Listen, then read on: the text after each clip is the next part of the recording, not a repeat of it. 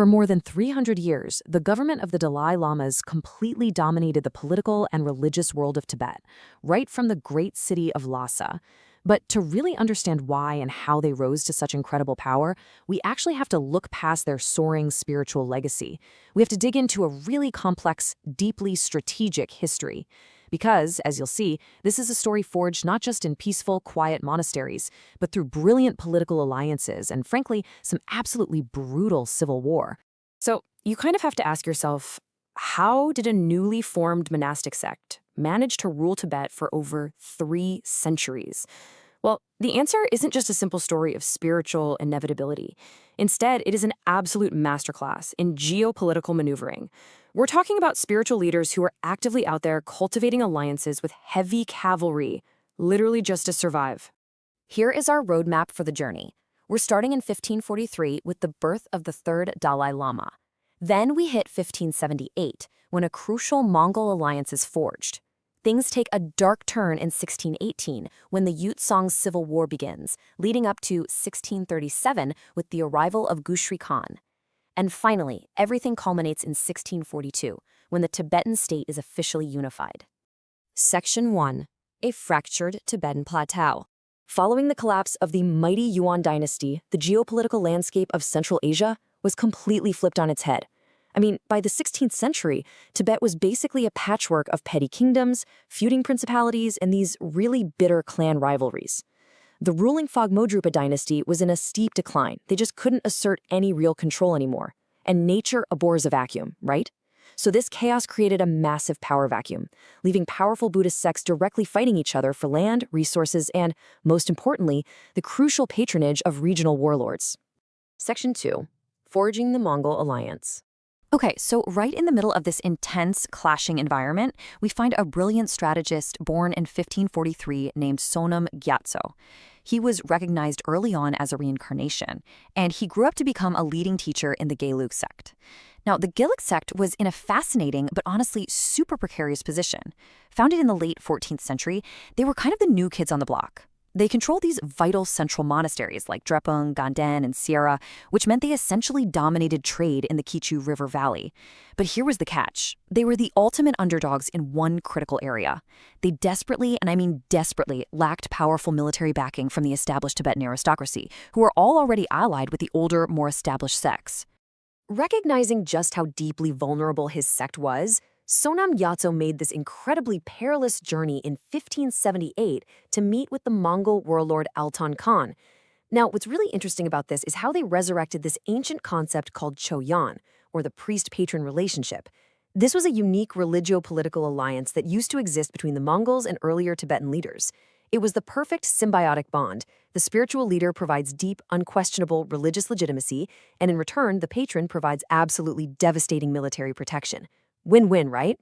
And it was during this historic meeting that an amazing exchange of spiritual and political power went down. Altan Khan bestowed upon Sonam Gyatso this spectacular, unbelievably lengthy Mongolian title, the wondrous Vajra holder, excellent, splendid, meritorious ocean. Yeah, it's a mouthful. So the Tibetans very quickly shortened this unwieldy phrase to just the Mongolian word for ocean, which is Dalai. And that right there is the exact origin of the famous title, Dalai Lama. Retrospectively, his 2 predecessors were declared the first and second, making Sonam Gyatso the third Dalai Lama. So what happens when the third Dalai Lama suddenly dies in 1588? You'd think their newly forged life-saving Mongol alliance would just evaporate, right? But the Gelug sect handled this brilliantly through institutional succession. The boy they quickly identified as the 4th Dalai Lama wasn't just some random child. He just so happened to be the great-grandson of the Mongol warlord Altan Khan himself. I mean, talk about a strategic move. By utilizing the reincarnation system, the Gelug sect legally, spiritually, and literally bound themselves to the massive military powers of the Eastern Steppe. Section 3. The Yutsong Civil War. Now, you cannot just invite heavily armed Mongol cavalry into central Tibet without provoking a massive reaction from your rivals. The sudden presence of a Mongolian clan aristocracy in Lhasa completely alarmed the ruling powers. The entire plateau practically overnight divided into 2 major coalitions. On one side, you've got Faction 1, the Golok sect, and their heavily armed Mongol patrons. Standing right against them is Faction 2, the newly founded Songpa dynasty, a huge, powerful faction ruling from a massive fortress, who had strategically allied themselves with the older Karma-Kagyu sect. And tensions between these two groups escalated so fast. It all boiled over in the summer of 1618. The Zongpa saw an opening and launched a devastating surprise attack straight at the city of Lhasa. They quickly overran the Gelug garrisons and laid a brutal, punishing siege to the great monasteries of Drepung and Sera. This one singular attack ignited a 24-year bloody conflict known as the Utsang Civil War.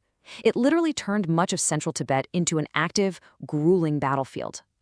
Over the next 2 decades, things looked incredibly grim. The Tongpa were systematically seizing the vast majority of Gelug lands, and making matters so much worse, the Gelug's old Mongol allies had just been conquered by the rising Qing dynasty over in the east.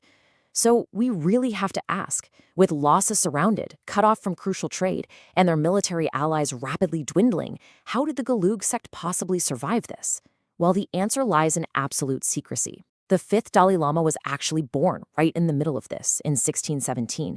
Because the Tongpa had strictly outlawed the search for his reincarnation, Gelug elders had to act entirely covertly. They managed to find the infant and literally hide him away deep inside Drepung Monastery, raising him in secret while the war raged just outside its very walls. Section 4. Enter the heavy cavalry. Realizing they were completely cornered and needed immediate, overwhelming force to break this deadly stalemate, the Gelug leadership reached out to a newly converted Mongol chieftain. Enter Gushri Khan. In the spring of 1637, Gushri Khan crossed down into the grasslands to directly face the Tsangpa's key Mongol ally, a man named Chogtu Taiji. Now, Chogtu Taiji was no joke. He had assembled a massive army of 30,000 fighting men. Against this overwhelming force, Gushri Khan brought only 10,000 soldiers, a 3-to-1 disadvantage. But here's the kicker. Gushri Khan's 10,000 weren't just regular foot soldiers. They were highly specialized veteran heavy cavalry and lightning-fast mounted archers. These two forces finally clashed at what is known today as the Battle of Kokonor. Chogtu Taiji clearly had the massive numerical advantage, but he made a fatal error. Critically, his cavalry reserves were utterly useless because his horses were scattered miles away, grazing in the early spring thaw. Big mistake. Forced to fight entirely on foot across wide-open, grassy terrain, his 30,000 infantrymen were absolutely decimated by Gushri Khan's highly mobile heavy cavalry. It wasn't even close. It was a total, crushing victory for Gushri Khan. Let's see how this builds, because after Kokonor, Gushri Khan didn't just take a break. He was ruthlessly methodical. Step 1, he secures that initial massive victory. Step 2, rather than just blindly attacking the Tsangpa directly and exposing his flank, he sweeps down south to completely subjugate a key enemy ally, the Bonpo chief in Kham. Step 3, with his flanks finally secure, he marches straight on the Tsangpa stronghold, initiating a prolonged, incredibly bloody siege at Shigatse-dzong. And finally, in the summer of 1642, this agonizing 24-year war came to a violent, definitive end. The great fortress of Shigatse-dzong was sacked, its defenders were completely overwhelmed, and the last king of the Tsangpa dynasty was killed. The year 1642 is an absolute watershed moment in Tibetan history. The major, existential rivals of the Gelug sect were entirely, permanently defeated. Section 5. Building the Tibetan state. So, with the war decisively won by the brute force of Mongol cavalry, a huge question remained. Who is actually going to rule? Gushri Khan traveled down to Lhasa and was formally awarded the grand title King of Tibet. But then, he did something completely unprecedented. Instead of just keeping the entire plateau for himself to rule, he gifted political sovereignty over 3 massive regions, Ngari, Utsang, and Kham, directly to the young 5th Dalai Lama. He did this to permanently seal the Mongol-Gelug alliance for future generations, and in doing so, he politically unified much of Tibet for the very first time in hundreds of years. Empowered by this unbelievable gift of sovereignty and firmly protected by a garrison of Mongol forces, the 5th Dalai Lama began an incredibly ambitious state-building project. He established the Ganden Phodrang. This was a newly founded, highly complex bureaucracy based right in Lhasa. Through this new government, he systematically unified the aristocratic clans, conducted a comprehensive plateau-wide census, and practically absorbed all the vast estates of the rival clans they had just defeated. He was centralizing power in a way Tibet had never seen before. And to cement this newly forged administrative state, the fifth Dalai Lama commissioned the construction of a true architectural marvel, the Potala Palace. Surviving to this very day, this monumental, awe-inspiring structure would become the absolute beating heart of the government. When you look at it, you have to realize it stands as the direct physical descendant of these brutal 17th century conflicts. It is literally a lasting symbol of a unified Tibetan state that was born out of civil war. The government of the Dalai Lamas would go on to endure for more than 3 centuries, leaving a massive, absolutely indelible imprint on world history and the very concept of monastic governance. But when we look closely at how it was actually built, right? Through strategic reincarnation, the forceful absorption of rival lands, and relying heavily on the devastating cavalry of Mongol warlords, we have to ask ourselves, how long could this new monastic government genuinely maintain its grip on power amidst such uneasy, constantly shifting alliances? It's a fascinating question, highlighting just how fragile the foundations of power can really be, and definitely one to keep in mind as you explore more of this history.